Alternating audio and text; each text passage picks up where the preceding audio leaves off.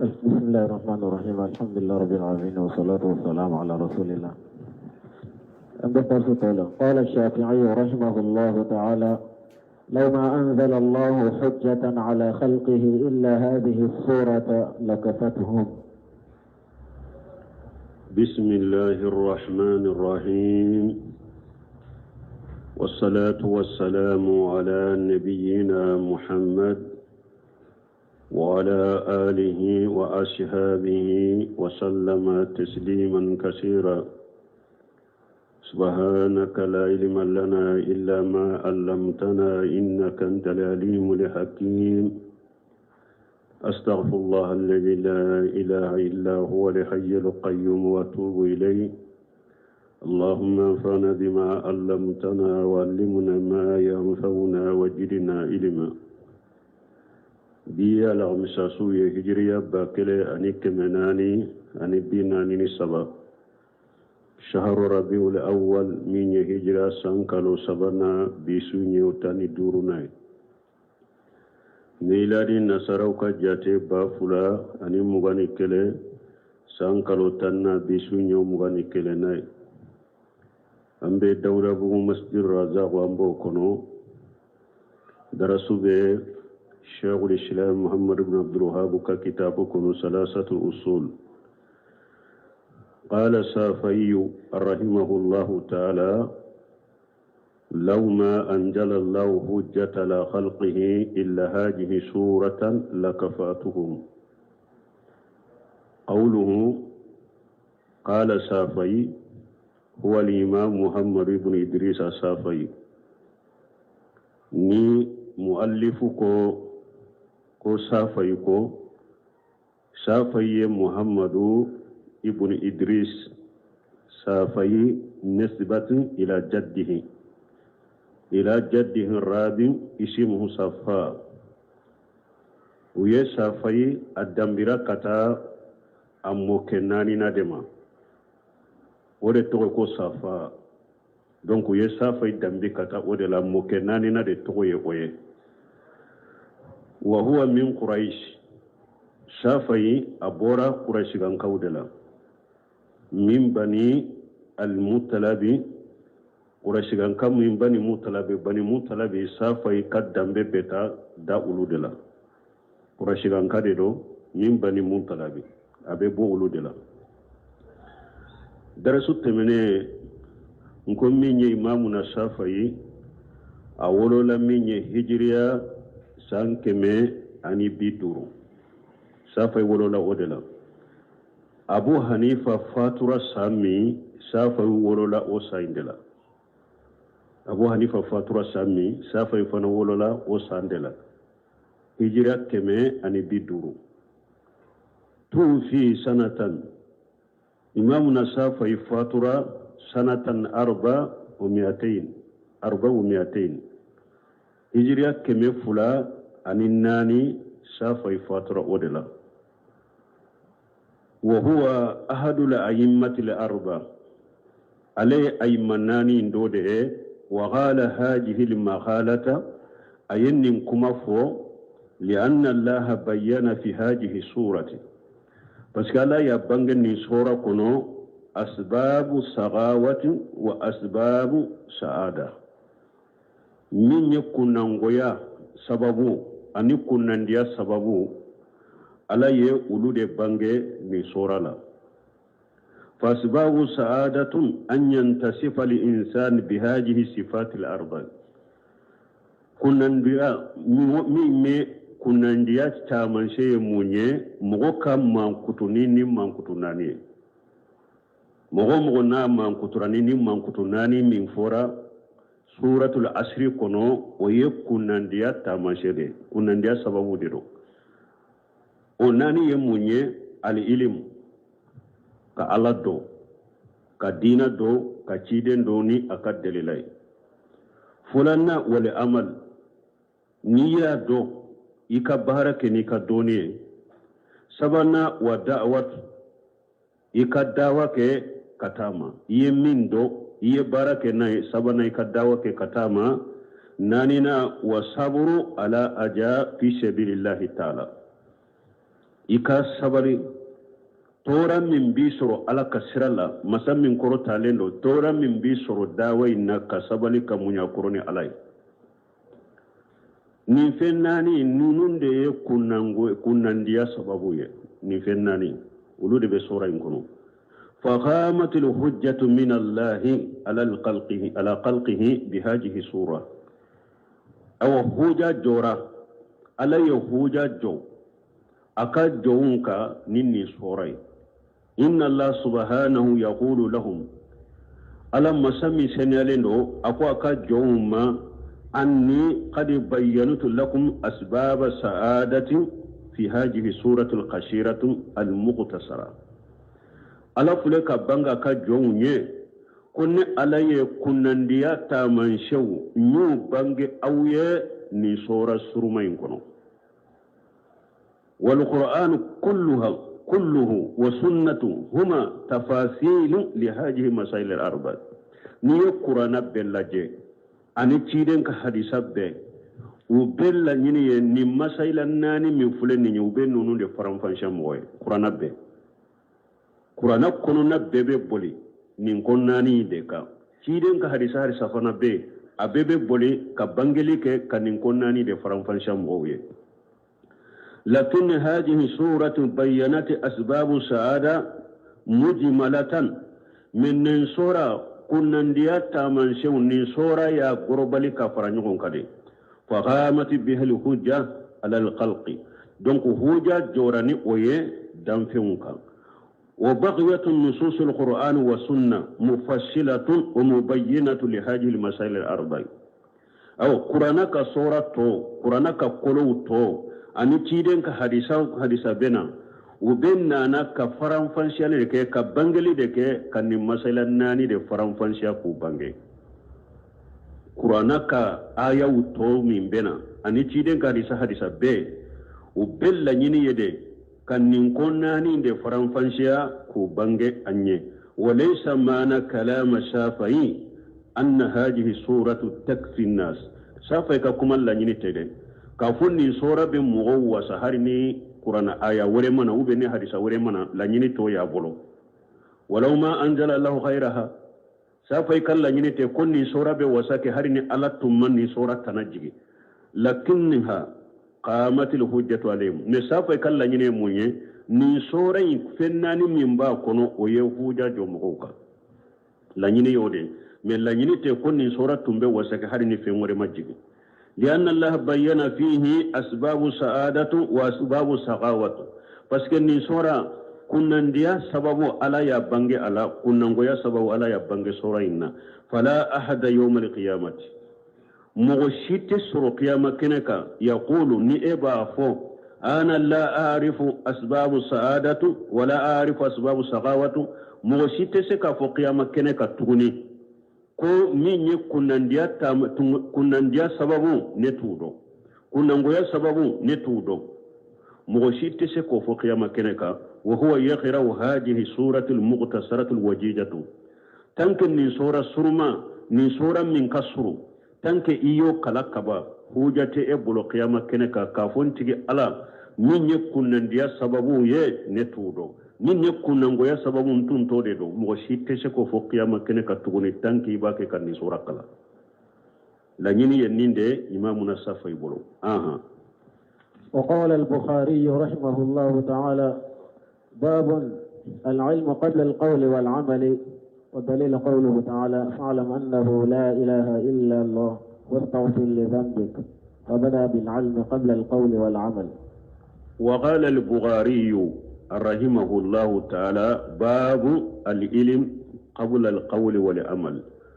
والدليل قوله تعالى فاعلم أنه لا إله إلا الله واستغفر لذنبك وللمؤمنين والمؤمنات نايا بسورة محمد كنو فبدأ بالعلم قبل القول والعمل. البخاري هو الإمام محمد بن إسماعيل ابن إبراهيم البخاري نسبة إلى بخارى. بخاري فنا تقول محمد بن إسماعيل ابن إبراهيم. بخاري uya dambi kata dugu do de ma balidatu fil masriqi dugu do de do na be tile boyoro la korun felala imamu ahli al hadis dugu do de do na be masriqi uluba fuka uluka masriqi hadisa tigun ka al-imami de bukhari wa jabal al-hifiz min ya hadisa durushi o kuluba do de bukhari ka hadisa durushi o kulu belebele ba do de bukhari rahimahullah sahibu shahih kitabu sahlin tigide do alladhi huwa asahhul kutub ba'da kitabillah kitabu minna sahlin do kateme kitabu be kala ka kitabu in kofe o kitabu tigide bukhari ni ba fo sahihul bukhari qur'ana kofe kitabu dilana le de sahlin do katema beka ni bukhari fana daraso temene nyo o fana awolola saminya nyo fo sanata 94 wa 100 hijra keme ani bikononto ani nani bukhari wolola odela hijra keme ani bikononto ani nani imamuna bukhari afatura dugu dole la ubafo qartanik balidatu ala farsaghain min samarqandi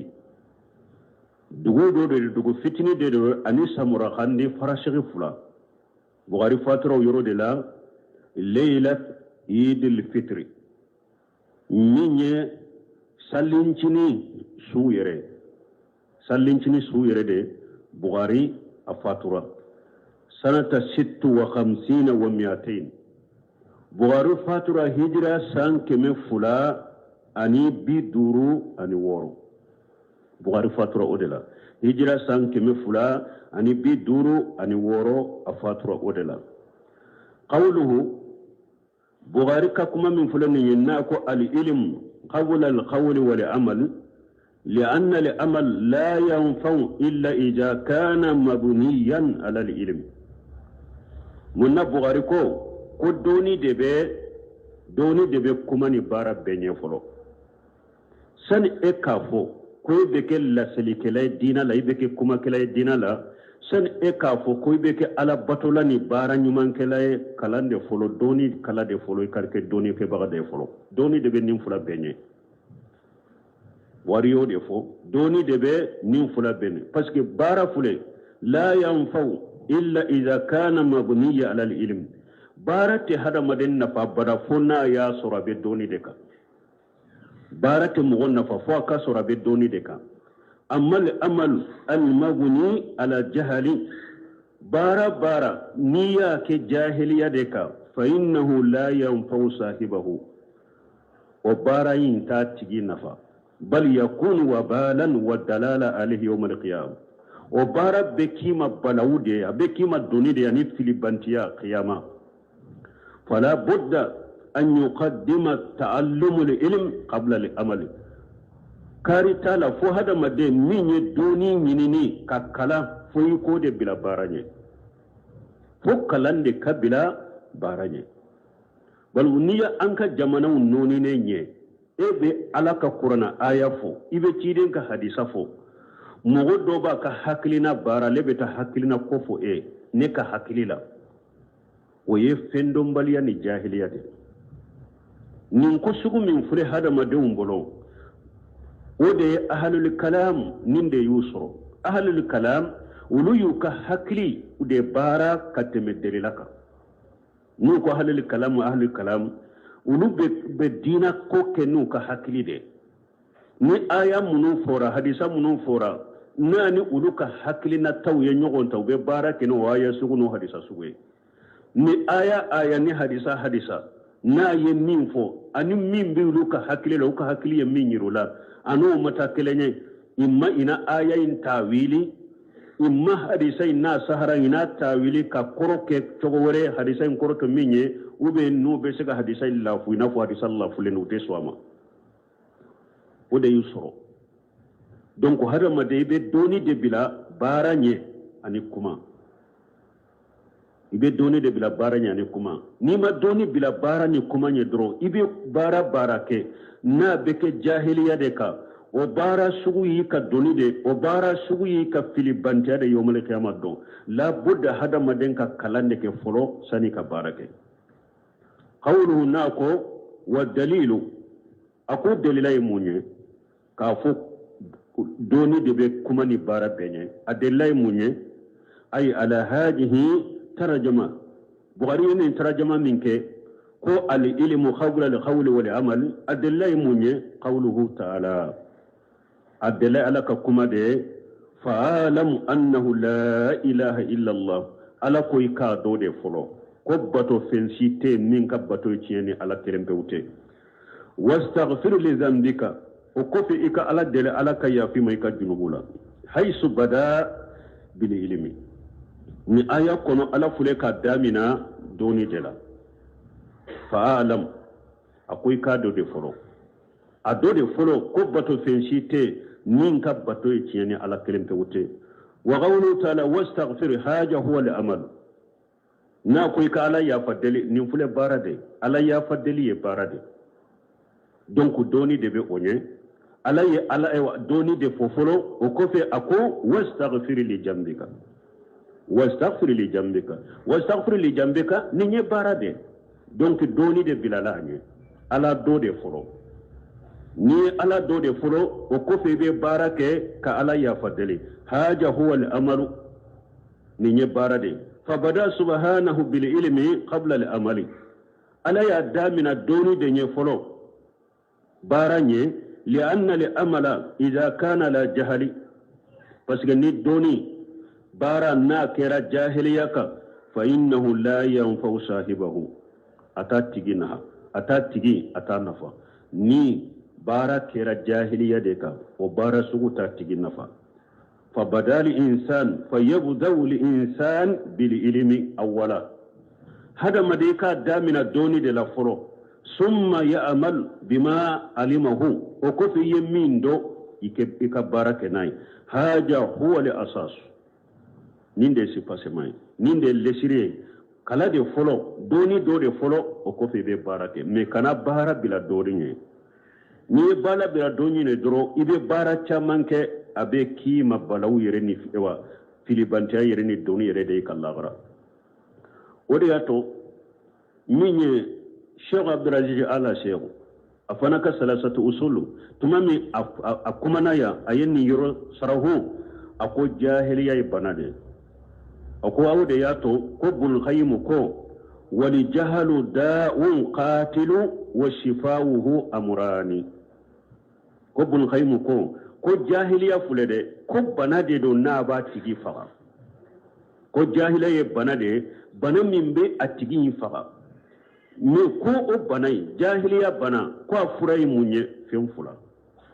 fi tarkibi muntafaqani afurai fen fula de fen fula mi nu e wa udalembe nyogonka bebbe nembe o ko fula la fana ko lu de jahiliya furai نص من القرآن والسنة فين فلان يموني جاهلية أفرا جاهلية بنا من بعد تيجي فقا مي أفرا يموني فين فلا وفين فلا جمعي قرآن أني تيرين كسنة كقرآن كلا كودو كتيرين كسنة كلا كودو نونون دي فرا فلا نوب جاهلية بنا فرا كبو مغلا والطبيب جاك لآلم رباني mais nun ko qur'ana ye jahiliya furay sunna ye jahiliya furay e yere de bi yere kala qur'ana lawa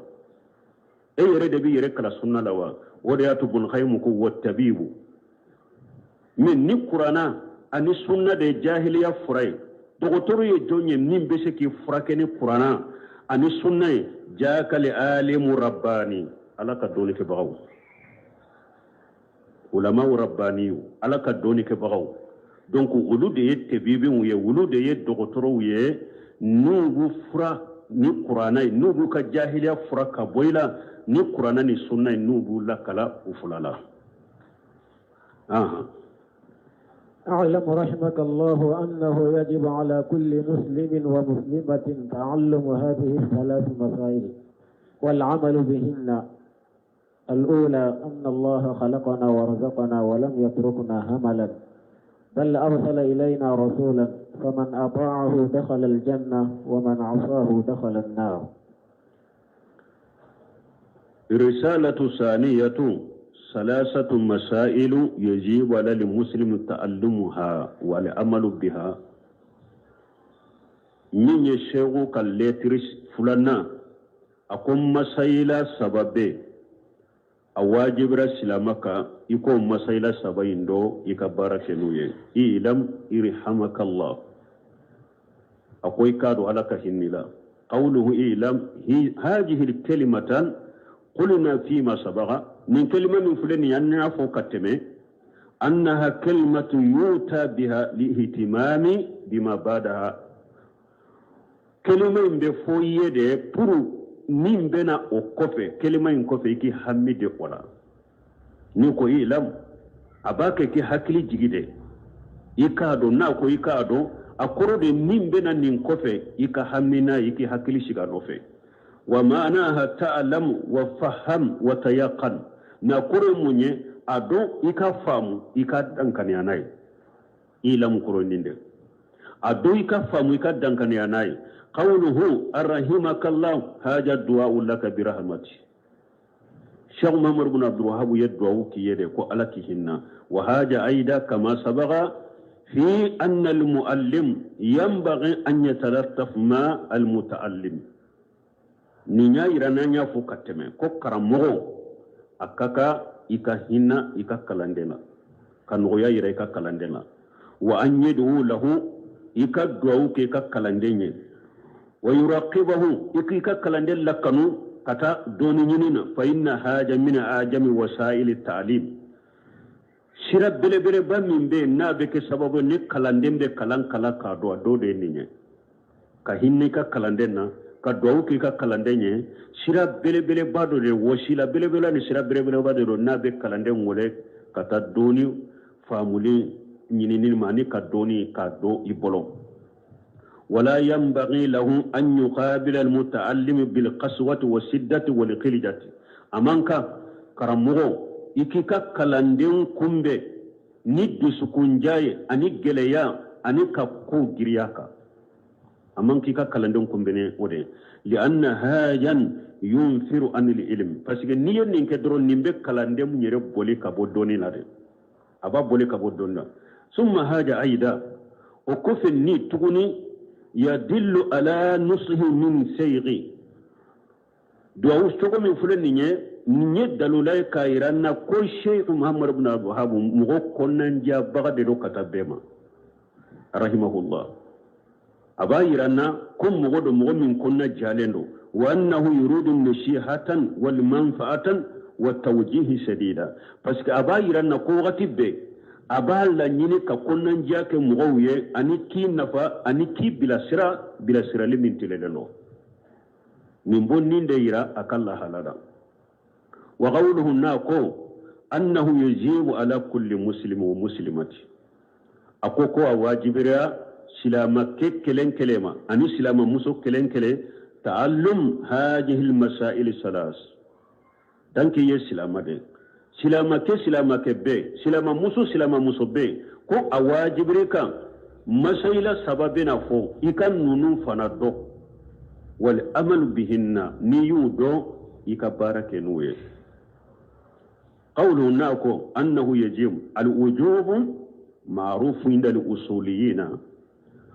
wajibi munya adonen de usuli tigun fe wal wajibu huwa shay'un alladhi la budda minhu wajibi kore munyoye komi na fora koy kake de akeli ka wajibi de.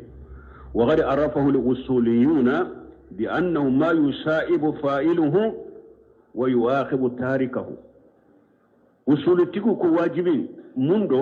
min niya ke be baraji soro men niya to be jurgu soro wajibi yeninde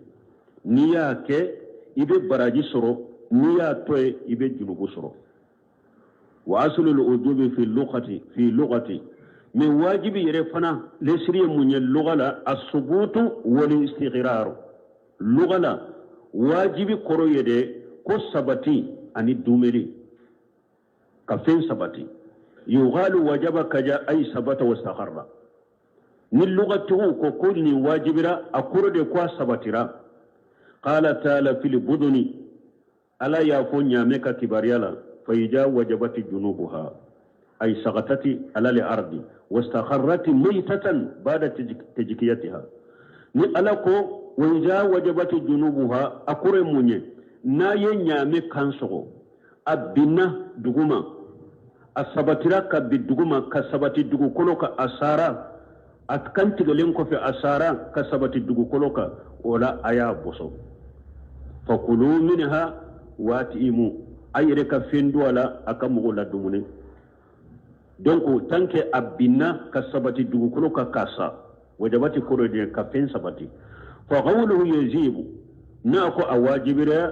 يدل على أن الأمر ليس من باب الاستحباب نيا يرنا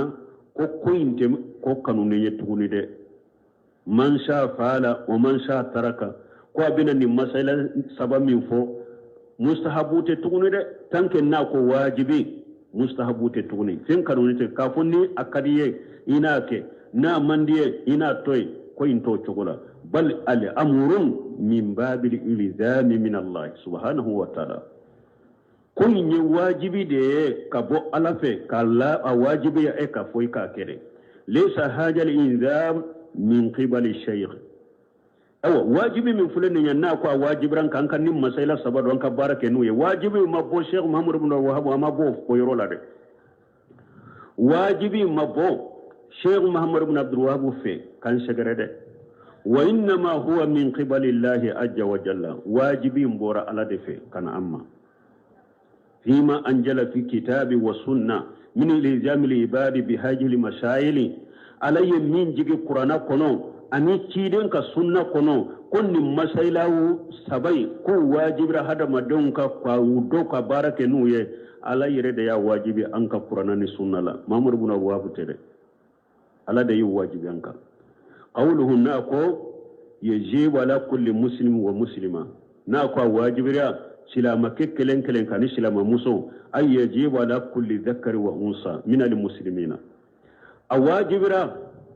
كلن كلن كان أن مسو كلن كلن سلام ولا سواء كانوا أحرارا أو أبيدا نينشين نمسو أو كرا هورون دي يوي سوا جون دي يوي سوا أو جكورا أو إناسا تو دي يوي سوا مسو دي يوي سوا من مسائل ناني واجب ربيدك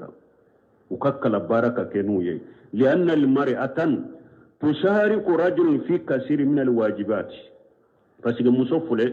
واجب تامن بي أواجب ريا تيوكا مصوفنا فرلم بي تيوكا ولا كو تامن بي أواجب ريا تيني مصوف بيدك إلا ما قصه الدليل برجال فني الدليل نانا كتيو كري كراني واجب من يكا مصوف سيمبولا فإنه يقتص بهم دونك بكرة كراني تشويه مثلا وجوب صلاة الجماعة في المساجد كافو كم من يكتا جماعة سلك مسيرلا وواجب لهم بي تشيكا مياما واجب مسوكا مسيري جماعة سلي أواجب لهم بي تشيوكا مياما واجب مسوكا دليلا نانيني نيني مسو تارا سلي مسيرلا انتا بالي ني مسيري جماعة سلي ما واجب را تشيكا وصلاة الجمعة جمعة سلي فلي أما واجب يا مسوكا أواجب راتشوكا أما واجب يا مسوكا من مسلم من ترى جمعة سلي الدغرية إكتا نعم واجبك ومثل زيارة القبور مثالي لفنا كبر جيارة دغرات تشويه وكتا كبر جيارة نكبر جيارة أتم مسوكا فإنها قاسة برجال من يكبر جيارة وكركراني تشوده ñore fo kere kera ni cewude min ye kata kaburu jara o kere kera ni cewude muso sentola ni masala ikhtilafiya bala parce que Cheikh Albani ka haklina dobe ale ko abe daga muso kata kaburu jara ma kana chaya ko wati no be se kata ma kana chaya de aba ka delake lana Allah jawaratil qubur ni hadisa sahara le bolo ko ala ye muso danga muso munun bete niye hadisa inta shiqati mubaligha ma ko ala ye muso danga muso munun beta kaburu jiyara ka caya jawarat anani shiqati mubaligha ya le bolo wodi ya to ale ko muso be sikata kaburu jiyara me kana caya me jama kulu fulana wulu ko muso teta kaburu jiyara asla tew shaykhul islam ibn taymiyyah boka kama jum fatawa kuna ko hadisa do nana la nallahu ja'iratul qubur ko ala ye muso danga muso min beta kaburu jiyara bun taymiyyah kunni hadisa ko hasanu ala muso danga muso min te kaburu beta kaburu jiyara donc kuma sahale muso te ta kaburu jiyara few shaykhatu mubaligha min nana hadisa in kono doni kibaw ni lugatigu ni arabu kandona ko nisiba de do shaykhatu mubaligha te nisiba de do ko akoro de ko muso kana ta kaburu jara yere few ko a misaliya be qur'ana kono ala ko o ma rabbuka bi jallan lilabid shaykhatu mubaligha ne eska be se ka fo ko ala te mugo tonyo ko sobe me wakati ala be mugo tonyo ayen ko be se ka noyo abe se ka ko yewa shaykhatu mubaligha de me nisiba de ro ala te mugo tonyo few parce que nana aya wore kono ko ala te mugo tonyo ni miskala jara hake donc shaykhatu mubaligha min be aya la ate kala ni shaykhatu mubaligha be kala ni nisiba de ala te mugo tonyo few bon la na law jawaratul qubur fanan la nyine yo ode muso kana ta kaburu jara de few nisiba de do shaykhatu mubaligha te donc cheikh salih fawjani fana bode ka ko muso te ta kaburu jara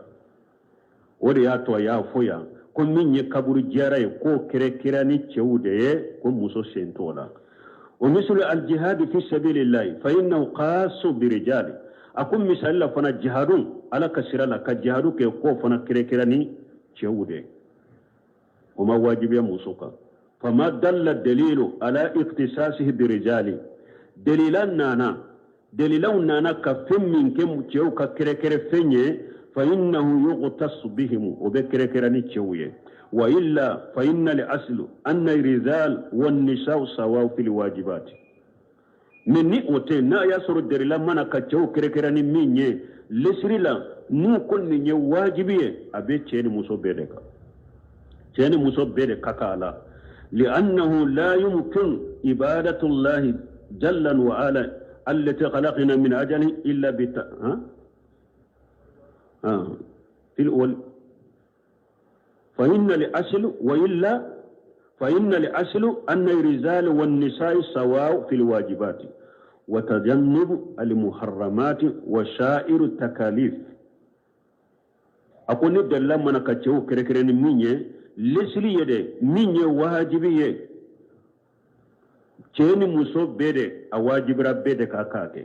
مني كنيو فمني حراموية abe ceni muso bede ka wajibra ceni muso bede ka yire kroshi haramuma ani silamiya ka taklifu to fingo fe ni silamiya ya bila mugo kare lesire la ceni muso be kakala honni delela nana ka cew kere ni minye ka muso shembala wa min zalika ta'allumul ilm wajib ala rijali wan nisa'i abo kono minye ka doni kala ka ke doni ke bagay ko ninye ko de wajibi de ceni muso beka ki ka dina kala kan yedo o ye wajibi de ceni muso beka li'annahu la yumkinu ibadatullah jalla wa ala allati khalaqna min ajalihi ko parce ala batu nyere teseka ke abada batu minni ala yanda akama illa bi ta'allumul ilm foy ka doni de kala ala yanda bato min kama wote sika kya bara foi ka kalande allazi na'rifu bihi ibaratu rabbina kalam min nambe sika antigi ala bato chogo donaye fa haja wajib ala rijali wan nisa'i kalam min ni bi ala ka bato chogo donaye o kalan sugu ye wajibi de ceni musobeka anye ta'allam umura dinihum la shi'ama umurul aqida ceni musobbe fo uku ka dina ka konyo kala ku dore kuma mana aqida ka kola aqida kuma mana aqida ceni musobbe wajibi do ako nyanyini ko kala qawlu salasa masail na ko masaila saba تعلم هنا معناه تلقي عن العلماء ناقوي كم مسألة سبادو دوني لنين يموني يكا دوني منا دوني كبغولا والحفظ والفهم والإدراك أني كدروشي ني دوني منا دو علماء ولا أكدروشي أكفهمو أكمو يبولو هذا هو التعلم وبافو نيند مكو كلام ليس المراد مجرد قراءة أو مطالعة حرة لا نينيتي كا ايري كا فين كالاتي وبي إيكا مطالعة مطالعة حرة كومي بافو تشوكمي كما يسمونها كومو يريبو أو ولي تشوكمي كومو مطالعة حرة كومو يريبا ولي تشوكمي هذا ليس تعلما أكون نينتي دوني ما يني ايري كا كتابو تاكا كالاتي ube yere ka kitabu murajaate ko kalanto yede koy ko kalanto yede inma ta'allum huwa talaqqi an ahli al-ilm ko doni minye ka doni mina doni ke bagawla ma hifji jalika wa fahmihi wa idraki ka faraka ika durushi ika fahamu akasoro fana abibolo amone bibolo ikuna ala bibolo تماما وإدراكه تماما أكاسر أبي بلو الدفلي هذا هو التعلم شهيه دوني سهل ينين أكلنا كرمغنيما بلو أتنغرا أفامورا أمونا إبلو نين توغي كدوني سهل أما مجرد القراءة والمطالعة فإنها لا تكفي في التعلم من مين ka kitabu kalante doro iyere ka kitabu kala ube iyere ka kitabu laje kunninte wasake ko yedoni ke bagay wa in kanat matlubat har na yasru ni nyini nembe mo fe anyini nembe mo fe ka kitabu kala anyini nembe mo fe ka kitabu muraja wa fiha faidatu faida be kitabu kala ne fana faida be iyere ka kitabu muraja nafa balade lakinnaha la takfi mi atishika wasade ke koyi kalana ولا يكفي الاقتصار عليها أتي وسا إكا إيرم مسرونيا أوكا كادا ولا كادا كتاب الله جني كتاب كلانا نيري كو وتي وسا ولا يجوز تتلمذ على الكتب كو أتي دغا ويه شيخ صالح فوزاني كاكوماي كو أتي دغا موكا كتابك كلانديني ميك إكي كلام من الكتاب لا كو أتي دغا كما هو الوارد في هذا الوقت أقول كم وبكني كتشغمي ني وقت لا لأن تتلمذا على الكتب خطير جدا كوبس غني مؤمن كلنا كتابو دلا إما كرمغولا قوي دانزي بلا بلا بادي يحصل منهم مفاشل أقول كتشيالي تامان دي بيبولا يريكا كمغوكي يريكلا كتابو لاتي كتابو لاجتي kasagi koyege karamoye ki bila karamoya plasila ako danje bola kosobe tiyali chaman de beye wala wa ta'alum adarru min al-jahli ku yere kalambaga mu'mini yere jate mina kunne kala lendo ka sorima kala ko o kajugu jahiliya yere kalabaga ko o kajugu jahiliya li anna al-jahil يعرف أنه جاهل ويخيف عند حده بس جاهلي عليه بعد كل جاهلي ده أبين من دو بيدا ويرولا أتم من دو أتدو أولا بس عليه يربادو كو عليه جاهلي ده دانيرو باليلا دانيرو بجاهلي لا بس عليه يربادو كو عليه جاهلي لكن المتعلم من يربولو كل كلالين دو من يرى كلالين بولو عليه كلالين دو يرى أنه عالم عليه بعد جاتمنا كو عليه كرمو ده فيهل ما حرم الله وبتا فندو دي الله دغ الله يمي حرام ويحرم ما أحل الله أبتا فندو حرام يا الله يمين دغ ويتكلم ويقول على الله بلا علم أبكما كتكما دوفو على كسر دوني تابلو فالمسائلة كثيرة جدا donc masala minye yere la kala kitabu la ni kitabu muraja kati yere ke karamoye tinyali bi danger bala kosobe ako danger bala kosobe fal ilmu la yukhaju min al kutub mubasarat innama al kutub wasailu akum mugote doni mina kitabu la direti kitabu in koni ye sirade do sira min be ke sababu ku wele kata doni ma me mugote doni mina kitabu yere la direti amma haqiqatul ilm me ako doni yere haqiqai minye fa innaha tughadu anil ulama kitabu ye sirade sira min di wele kata doni ma me ate komi ka kitabu murajan kera doni ke bagay sirade kitabu ye ni abi wele kata doni ma me doni yere haqiqa o be sorode akamina doni ke bagaw de la zilan bada zil jama kofe mana doni ke bagaw groupe min be ulama groupe munun be ebe doni mina ulula ni ulu fana tara munu nye doni mina ulu fana la kara ulama uye kalande umbena kala ulu fana la ni ulu fana tara ulu fana yuka kalande munun kara kera ulama uye mugore bena doni mina ulula doni be mina kata ni togo de la kamina ulama ula kata wal kutubun kitabun innama hiya wasailu talbil ilmi doni nyini sirade kitabu ye doni nyini o sirade kitabu ye donc Cheikh Salih Fawzan fule ka foya donc doni ke bawu ya yira mogo ni be yoro la ini karamogo nyuno be nyogonka wala marabani karamogo muno uka doni be tawhid de ka ani sunna ala faham salafu salih doni mina uludela kana doni mina kitabu la de doni mina uludela ikakala ulula don ke bawu ya yira sisa me ebe jamana kono o karamogo sugute soroye ka fo karamogo munun be tawhid ko be sunna kala famu salafu salih o karamogo sugute soroye ni ebe doni mina ulula donc sisa kitabu ye sirade ni darura nana donc ibeta kitabu ma sisa don ke baga nyuma munun be ahli sunna wal jamaa ka don ke baga nyuma munun be ni danna ya bu ka doni no ka aqidaka sisa ibe se ko luka kitabu nyini ka muraja ibe na fasorna ni ne karamogo be nyogon ka kala karamogo la ni ne karamogo te nyogon ka doni be se ka soroni kitabu ye na darura nana ine karamogo te nyogon ka donc ibe don ka ba nyuma ka kitabu nyini ku muraja ku mutala ka barakenu ye ibu yere nafanu ye kosobe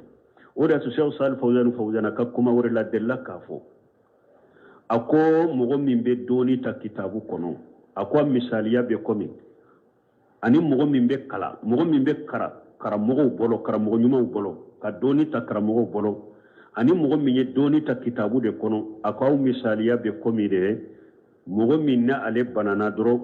abeta dogotoro nyuma de laje dogotoro ba laje ani fura min kaka dogotoro ba taka dama ni nye min be doni kala karamogo bolo a misaliya fule minye min be doni ta kitabu kono ako misaliya be komi mogo na ale banana abeta pharmacie de radro ka fura dosa kanami ako fura imbe se ka fagaire abese kata fira dosa kami aba fagaire ube aba ka bana juguya donc ako min be doni nyine kitabu kono ani min be kalanke karamogo la ako misaliya wode الأولى أن الله خلقنا ورزقنا ولم يتركنا هملا donc abena do limaniyala al-iman bi anna Allah khalaqana wa razaqana wa lam yatrukuna hamala ayenni masaila saba min fo iyado aye kitabun kolosi an bora masaila nani folola anu ka dalilaw o famura an bena do masaila saba fanala unu ka dalilaw al-ula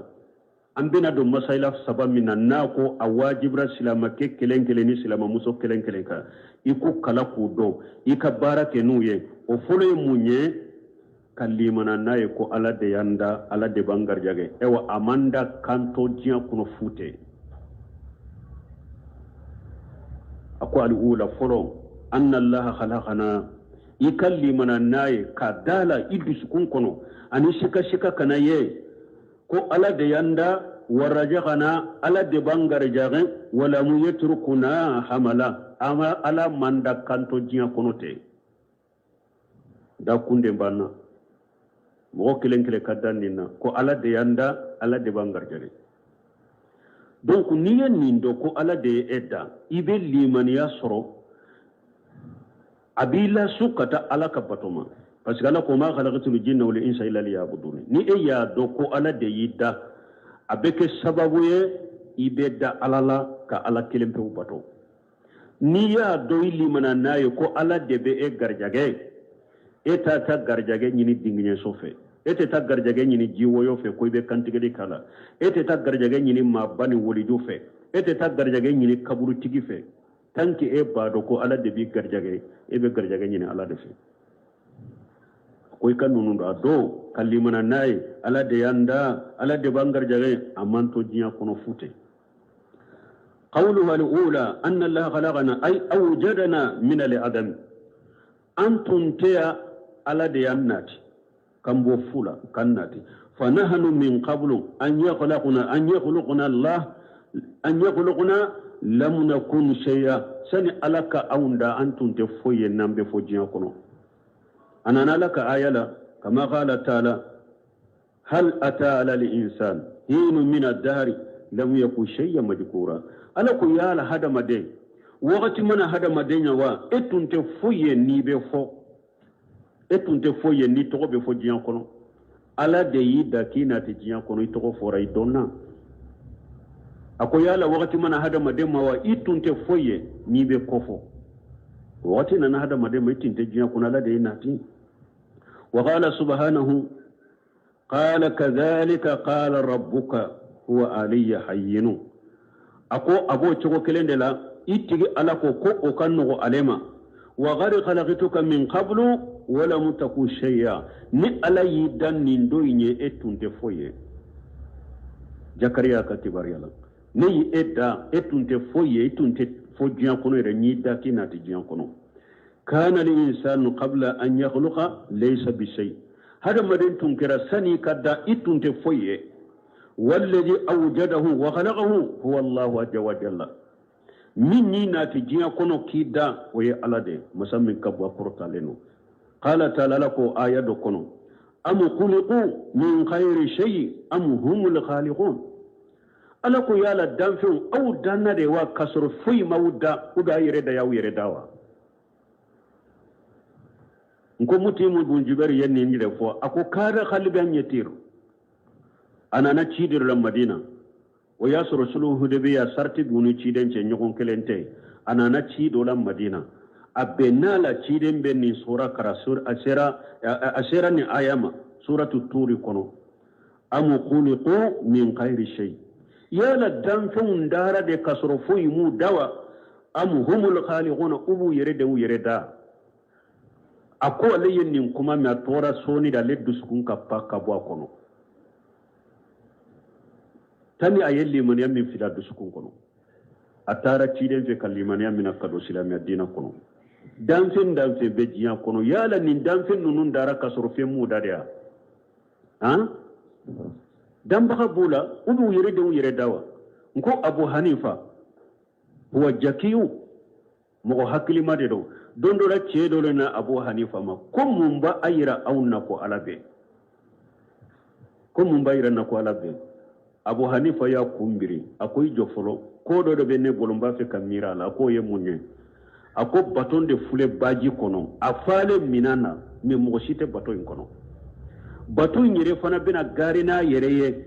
kam minan de sarase kabwa yerela kasagi kasira mina kata ako abu hanifa mai sire hakili be obisika ke tukudi o abu hanifa ko mado e ka hakili la nimbaji fule aji kuru be nyogon goshi sanka ba wulon fule an sanfe duguma ko lolon fula fensilen fula koron iru fule ne fule e fule nunun be sika ke ni yere tukudi ni damba tula a jolen ko ashhadu an la ilaha illallah wa ashhadu anna muhammadan rasulullah ayi ser kuma fula fa donna dina kono donc yalawo dan fin mu dade wa ubu yere da qawluhu wa rajaqana min yashaqu ka kuma na ko kwala da yangar jari lamma kunna nahtaju ila rijqi ila ta'ami wa sarabi wa malabis tuma mi hada maden kera ambe hataga kata dumunima ambe hataga kata mijima ambe hataga kata donfinima wal masakin ambe hataga kata ewa soma والمراكب أمبي حتى جاء كتاي لنا كفيوما والمصالح أني كوكوي أنك نيالي بكومنونا علم سبحانه حاجتنا فسخر لنا ما في السماوات وما في الأرض ألا ينك حاجو دو كوانك حاجو بدلون نونونا دونك نيما من بسانكبالا نيما من بدوما كلولا ألا يقولني كله لمصالحنا من أجل بغائنا على خير الحياة ألا بعد أنك مسألة بفيوم فينا ألا يقولني أنك مسألة دم في منون بسانكبالا دم في منون بدوما كلولا ألا يقولني أنك مسألة كما كادلو أنك ينما يلامبي ينما منك جيا كنو ومن أجل أن نستعين بذلك على ما خلقنا لأجله وهو عبادة الله سبحانه وتعالى mais nema fule sankabala nema fule duma kolo ni ala ya be kolo hada madenye ka akanye ambe nyanama ya minke jiya kono ka akanye pour ambe shek aka anka jiya nyanama ya kena ye chogomi ake kunye munye pour anka nyire demeni ni nema nonu nye fenka ala yanda min kama minye ala batoy nema dara hada madenye sankabalon fule duma kolo fula ko alla nyini yede ika alaka nema inkede aki deme fenka la yidda min kama minya ala bato dumuni kunyere ika dumuni ke dumuni nkake sababu ki deme bato la miji kunyere ika mini nkake sababu aki deme ala bato lila fini ndo kunyere fini ika do akake sababu aki deme ala bato la wama khalaqatul jinna wal insa illa liya'budun parce que jinna ne hada mare madda foy kama ni batote nema be dugu kolo ka sanka bolon fulala ni ala ya da hada madenye akunye de akideme fenka idara min kama minye batoy qawluhu wa lam yatrukuna hamala minye muhammad ibn wahhab na ko ala man toyete al hamalan huwa shay'ul muhmil al matruk alladhi la yubaw bihi hamala kore munye ni ye fendo bilaye ka tote ni mogo makotala hamala kore ninde fallahu khalaqana wa rajagana li hikmati ala ya anda kangar jage kodo de sababula ma khalaqanan abasan wala suda ala manda tilunke kama ala manda kantoete qala ta'ala ala ko masamin korota lendo afa hasibutum annama khalaqnakum abasa wa annakum ilayna la turja'un ala ko yala aw ya miri de wa kunni ala ya aw da tilonke de kama wa aw ya miri ko te sage kanani ala malagara de wa ala ko musammi sene alenu aya hasabu li insanu an yutraka suda yala hada madaya miri ka jigide wa kunni ala yida kibla jiya kuno tende wa alam yakunu tufata min mani yumna yala ede tunte ete mani jiye mani mi ni cebe mani min na babo muso ka densen kono eto de yawa summa kana alaqatan o kofi o mani ji kera joli min be dilo den sonna fa kharaqa fa sawwa ala ya da kadala kenyen ema ke odeya masam min yin ninke wala be sheka edda chogodi kito jiya kono te kuibi sagoke wa qala lakum وما خلقنا السماء والأرض وما بينهما باطلا alako sankabawolon fula dugumakololon fula ni ala ma nunun da fude sankabawolon fula dugumakololon fula ani min be sanni dugu cɛ ni ala ma nunun da fu uma da gansa de zalika jannu alladhina kafaru aw mugo munun kafiriyara ulu ka bisikiya anu ka jigiya yo ode kafiru nyana ni sankabawolon fula dara dugumakolon fula dara nimbe sanni dugu cɛ kafiru nyana nunun dara fude doro bekita fo bekita ke konnan saraw ya banne qiyamate ode kafiru jigiye kafiru yode meri fa waylu lil ladhina kafaru minan nari awa alako halakini janga katabe kafiru ye halaki juma jahannaba tasma jahannaba janga katabe dum uye allah inma khalaqana wa khalaqa lana hadhihi al-arjaq ala ya aunda kanin garjagin da aunye wal imkaniyati ani koko ni ayama fanci anye jiya kono ala yennim beke hada madenye li hikmatin azimati ko do belebele ba do de sababula wa khayyatin jalilati ani dayuro minna akabbu kosobe dan de be nununa le dan bele ba de be nununa wa hiya an na'budahu subhanahu wa ta'ala donc nema nunu nu dunna u danye munye mun kanka ke nuye ka ala kelempe batonuye wala mu yakhluquna kal bahayim ala manda komi bagaw allati khuliqat li masahil libadi bagamunun dara jon ka ko nyana boli kama summa tamutu wa tajhabu o ko fe bagay be sabetate hada maden to yede li'annaha laysat mukallafat parce que bagay fu silamiya ka donite aleka wala mamuratu wala manhiyati bagay nyamara lente ala fe konnin ke bagay mbali lente ala fe konnin toy inma khalaqana li ibadatihi ala ye aunda kwanka batode ama aunda kome bagaw chokode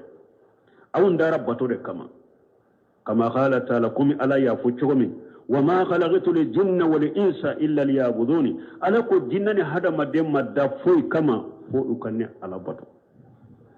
na cogo dola sarahu dola tawsiri dola illa liya'buduni illa liya'muruhum liya'buduni mu dafu kama uda kunye de purun kawunya mariya akem batu tawsiri dola sarafu doya tawsiri la liya'budu illa liyuwahiduni dina ne hada made madda foy kama fo akanne alake kelenya akana foy batu ka faranya alaka ma uridu minhum min rijqi ne alama garjage nyini hada made mu fe wama uridu an yutimuni nema nyini aw fe kwa ka dumuni nyini kana di nema ne alama killa dumuni wama nyina aw fe de min nyini ne aw fe we bato de inna allah huwa rajahu ala de garjali kelay do quwwatil matinu ala de fanga tigi min ka fanga ka giri wala mu yakhluquna li hajili hayati dunya faqat naisu fiha ala manda ninjanya na maya kama ko an kana balo an kana nyana maya dia kono te ala manda fana kama koy ونسره نمره سوما أن تانا نيري يرو من كداني ولا فانا تانا نيري يرو من كداني ونأكل أن دمنيكو ونشرب أن نمي ونتوسو فيها أن يروى بين كجيا كنوتي وليس بعدها شيء كسر فويتو كوفي ألا من دو كمال وإنما الحياة مجرعة والسوق للدار الآخرة نجيان ينما يمين فلن نجي lagara ikalla gara foro de furi boro furi kala gara sugu de la ni yemmi sene ni jiyanya ma kono ika hayatu in kono ibeta ode tige lagara ni yemmi fere jiya ka sugu in kono ibeta tono de soro lagara ewa jiya ika lagara sene ke foro de jiya ika lagara sugu de fori ka jiya ika lagara ni jiya de kono ima da jiya kama de jiya damu ni jiya yurwali ni jiya nema min fule ni nyema daw kama de netajawwadu fiha bil amali salihati anka sure fana anka ewa sure fana ta ni jiya kono ni bara nyuma uye summa namutu o kofi ambesa nanyi sure fana ta jiya kono ni bara nyuma nanyo kan sure fana kota o kofi ambesa wa nantakhilu minha ambe wuli kaboni jiya kono summa nubasu o kofi qiyama ala bankunu summa nuhasibu o kofi ala ban fese kan kolosi wa nujaji bi amalina ala nansara nan kabarawe هذه هي القاية من خلق الإنس والجن أو الجن هدمرين الجن داكم فلي والدليل على ذلك آيات كثيرة دليلا من بين أن آيات شامن دلو تدل على الباس والنصور والجزاء والحساب آية منا نقرأ نكونو نابايرا نقوم بكونو أم ببوكابرو كونو أم بسرا أم بكولوشي وآية كتاكرا نكونو والعقل يدل على هذه على حاجة أو هاري حكلي نما فنا حكلي نما بمغوم ولا حكلي فنا بويرانا فإنه لا يليق بحكمة الله سبحانه وتعالى أمانكا نألك كودوني مسمين ناسين يلين وقرط يلين أن يخلق هذا الخلق العذيب ألك نندم في كبكولون دا وأن يسكر هذا الكون لبني آدم ألك نفندل لمنو فلنيني ألك ألوكرو هذا مدني ثم يتركهم وكفي ألك هذا مدون توي يموتون ويجهبون بدون النتيجة ألك هذا مدون توي تي وكسا وكتا كاسرو اوا netijina tala saratala obesika ke chogode kasoro kuntala obesika ke hajan abasu ni okera o yettilonke de fala budda an tajhar nata'ij hadhihi al-amal la budda nimbara munun bake kake jiya kono fu ka sarakata bange anyede fi daril akhirati la garaso in kono wali haja ninde koso qad yakun minan nas man yufni umurahu fi ibadati llahi fi ta'atihi ninde koso hada madon dobe obu kashibe ba ala bato de la o huwa fi fakhri wa fi hajati ka sor fantande do haju tigide do me abaka shibe ba ala bato la wa qad yakunu majluman madqutan alayhi ibasoro mogoye fana atunulinde ibasoro mogoye akorolendo mogo bolo ومدير عليه كرولي باكا ولا ينال شيئا من جزاء عمل في هذه الدنيا وتغلا موبو كانيانا ما يبكن نجيا كونو تي فوي سرا وكسر الله وتي فوي سرو وكسر الله وكجيانا ما يكونو يبا سرو فانتاندي دو هاجو تيغي دو اكورولندو مغو باكي كا كورو مي اونا تابي ابي الاباتو او كورولينا او فانتانينا او مسكينا ياينا وبي اكالا باتو بكي اكسر كلي اتا دو جيا كونو ولا لأكس قوب أفنا كونتر لفنا يكون من الناس كافر ملحد شرير هذا ما دينو فنا بسكا سرجيا كونو كافر كان نجل مغتشيال يسره ويمره سوما يرم من كذا بيتا ولا في يرم من كذا بيتا في هذه الحياة ننجيا ينما يكون ويتنعم أبن نيمة ويوتا ما يستهي أو فين بداما من كذا يهو بداما ويرتكب ما حرم الله على يمين حرم يا باكي كاكي ويجلم العبادا أبي علىك جون تونو ويتعدى عليهم أبي ياد علىك جونك ويأكل أموالهم أبي علىك جونك نفلد ويقتل بغير الحق أبي مغفق قصر تنياتي ويتسلطا أبي إوا بغمانك مغونا تسلطو كاكي مغوكتي ويتجبر أبكن نجلاني سقوك أباير سقوك ثم يموت على حاله ما أصابه شيء من العقوبات وكفي أبسا وشغلا جنگا كتا سيتا سرجيا كنو هل يليق بأدل الله سبحانه وتعالى وكيمته أن يترك هذا المتين بدون جزاء يا لنم مغفلا من بين شغلا ألك حكمة ألك قدم بسو شغدي ni ala batola ayaka batoke ama sarasi sorojiya kono ko ni o sara ko ala bo tote lagara sarata bolo o be sika ke chogodi yala nin cieli ke brebela min fule ninye na ya shibe ke cieli late ala majanga kata sujiga ka jiya kono ala be siko fana sate chogodi ko tote ko sarata ye lagara o be sika ke chogodi biduni lijajai ويترك هذا الكافر بدون المجاجات هذا لا يليق بعدله سبحانه وتعالى نمكن على كتلني مسم الناس لقرطة ولذلك من السبب لا جال دار أخرى يجاج فيها المحسن بإحسانه نند قصو على لا غرك سول باي نابي مغنيون سرا نوكا نيوماي ومشيو بإساءته أبي مغجوغو سرا نوكا جوغما فناي فتظهر فيها ثمرة الأعمال ولا باروك إريدون وسراب بانجي قيامة ويرول وقتي فالدنيا دار عمل فالدنيا دار عمل جيا كونيه بارك سودة بارا نيوما كسودة جيا وأما الآخرة فهي دار جزاء من لاغرا ويسرى دوندي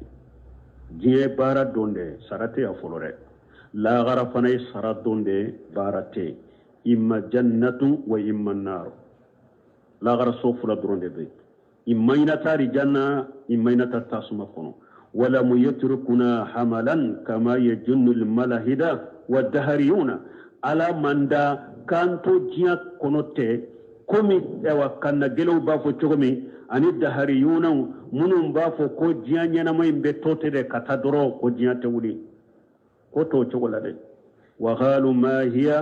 إلا حياتنا الدنيا نموت ونحيا وما يهلكنا إلا الدهر دهريون كتشوري ko ambe jiyan min kono kon nin jiyate foye do be sadoro do be nyanamaya ko ambe to jiyan kono tetene doro ko jiyan wulite ni do be sa do be wolo ni do be sa do be wolo ko jiya ko yen ninde kata doro wama lahum bidhalika min ilmi ala ku fuleka nin kuma min fo doni ti bolo nin kuma la in hum illa yajunnuna nin te foye ku yere de nin bisikanu yere doro kafo yala manja ambe nin dafa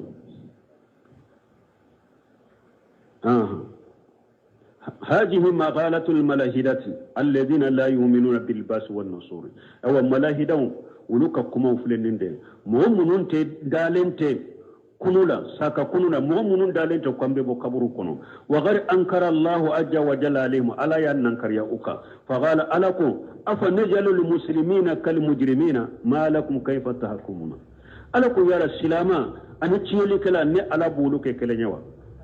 donc aw ben ninkiri munna ben ninkiri sugu tige alako am hasiba alladhina sarahu sayyiati alako yala mugu ya jigide ba mugu mununye bara juguke an najalahum kalladhina amanu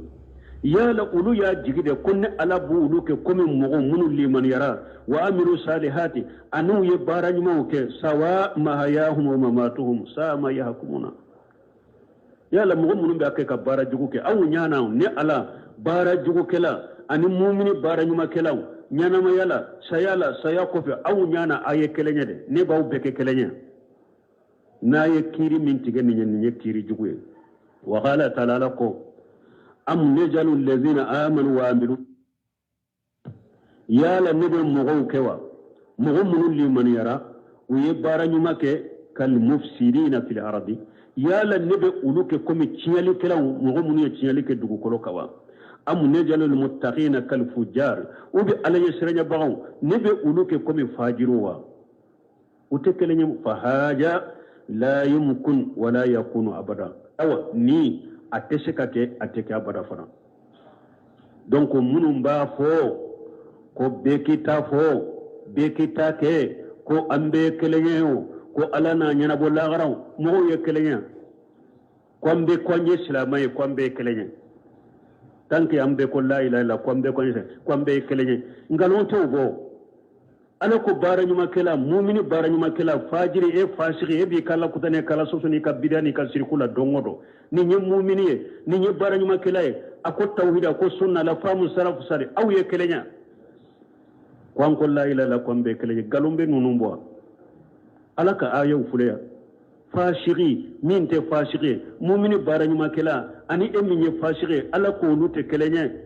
fajiri ani ala batola wulu ye kelenya mo te kelenya de mo te kelenya no ngalonde de silamo be sheka ka be la ilaha illa fo be silamiya kono abe mo be yere be sheka soro safa kelen kono afle nyogon krefe akkamon korosilen be nyogona me ba soro dobe sallila aka salli minalendo alafe ifla krefe ala makote ka sallila aw ye kelenya wa abebe misiri kelen kono be alimami kelen kofe ise na she ewa korolem be nyogona akama o korolem be nyogona akama nunum be tuse nyogona yere ne iba sura le ka salli minalendo ala be ta sagima